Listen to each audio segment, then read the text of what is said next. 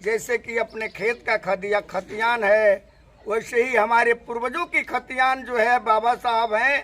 साहब कांसी राम के मिशन बनौले, बहन जी के चले खातिर रहिया देखवले।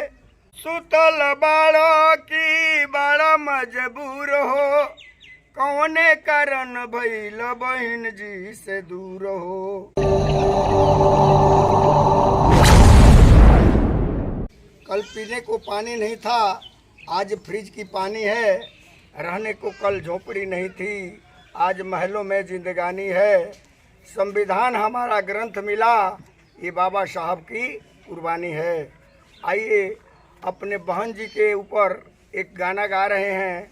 ए बहुजन तू बुझत नहीं खबतिया, ए बहुजन तू बुझत नहीं खबतिया, कबले बहिन के खबरिया हो। ए बहुजन तू बुझत नहीं खबतिया, कबले बहिन के खबरिया नु हो। सुतल बाड़ा की बड़ा मजबूर हो, कौने कारण भइल बहन जी से दूर हो। सुतल बाड़ा की बड़ा मजबूर हो, कौने कारण भइल बहन जी से दूर हो।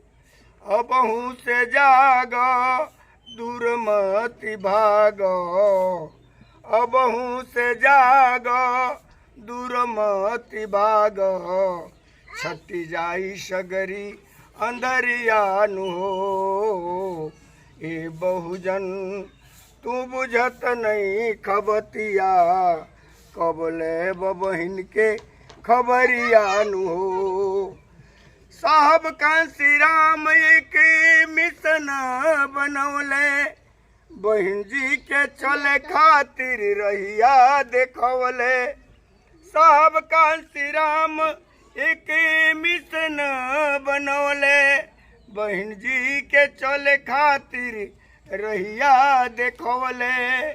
हथिया पर चढ़ी के आई एक दिन उजाला, हथिया पर चढ़ी आई एक दिन उजाला, छट जाई सगरी अंधरिया नु हो।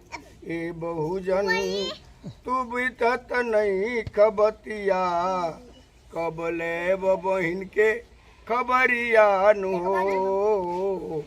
ए बहुजन तू बुझत नहीं खबतिया, कबले बहिन के खबरिया नु हो। कबले बहिन के खबरिया नु हो। आगे बहन जी के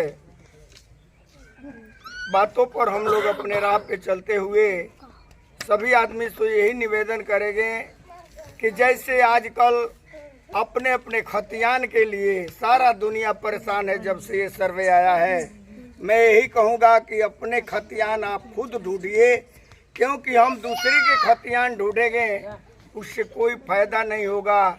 जैसे कि अपने खेत का खतियान है, वैसे ही हमारे पूर्वजों की खतियान जो है बाबा साहब हैं, और बाबा साहब के जो है प्लॉट नंबर जो है हमारी बहन जी है कांसीराम जी है। इसीलिए मैं सबसे हाथ जोड़कर विनय करता हूँ कि हमको सबको अपना खतियान छोड़कर दूसरे के खतियान नहीं ढूंढना चाहिए। जय भीम, नमो बुद्धाय।